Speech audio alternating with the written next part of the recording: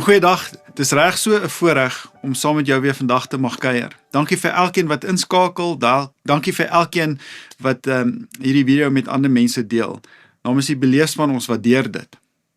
Nou, die afgelope 2 dae het ons ontdek dat aanbidding baie meer is as 'n lied wat ons sing.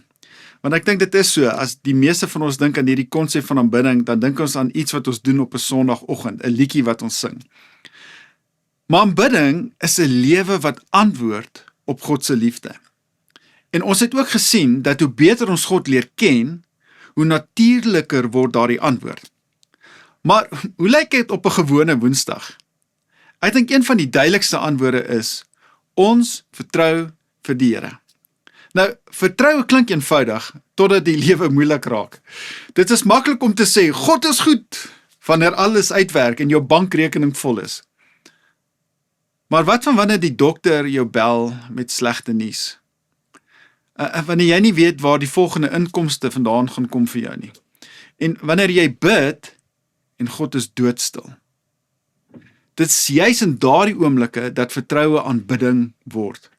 Luister hoe mooi nooi Salomo ons uit, een van die wysste mense wat ooit geleef het. Hy sê, vertrou op die Here met jou hele hart, en moenie op jou eie insig staat maak nie. Ken hom in alles wat jy doen, en hy sal jou die regte pad laat loop. Mooi woorde. Salomo sê nie, verstaan eers alles nie.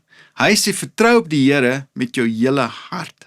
Maar hoe doen 'n mens dit? Ek dink baie van ons probeer harder glo, die Here meer vertrou.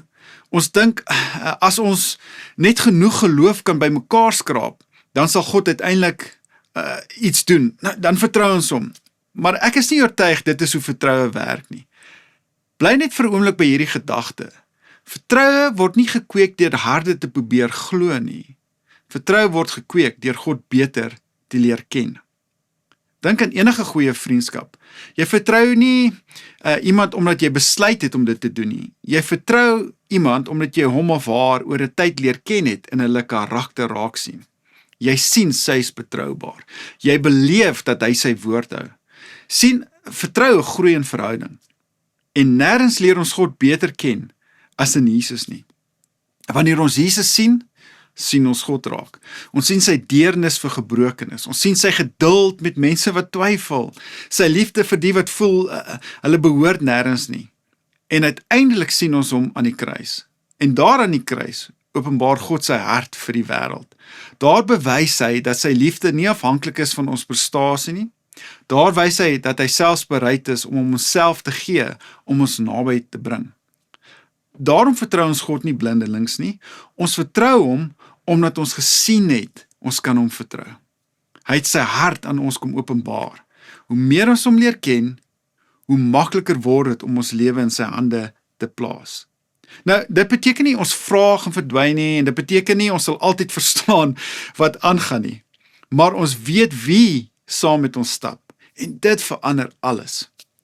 So miskien is daar vandag iets wat swaar op jou hart lê. Daar's 'n besluit, 'n verhouding wat moeilik is, nie uitwerk nie. 'n Gebed waarvoor jy al lank wag dat God dit net sal beantwoord. Dalk nooi God jou nie vandag om al die antwoorde te hê nie. Dalk nooi jou net weer uit om eenvoudig jou hand in syne te plaas. Want vertroue is nie die afwesigheid van vra nie. Dit is die rus wat groei wanneer ons die Vader leer ken. En ek dink dit bring vreugde vir hom as ons dit doen. So, waar in jou lewe nooi God jou om hom vandag beter te leer ken, eerder as om net harder te probeer glo. Kom ons bid saam. Here Jesus, dankie, U nooi ons nie uit om U blindelings te vertrou nie. U nooi ons wel uit om U soos 'n kind te vertrou. Omdat kinders die karakter van hulle ouers ken en weet hulle ouers is vir hulle.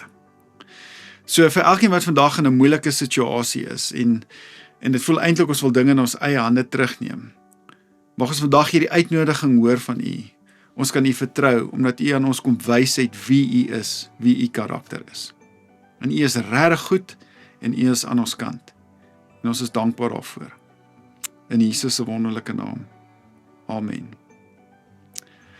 Nou mag julle vandag vasloop in God se goedheid en sy vrede en die vriendskap van sy Heilige Gees.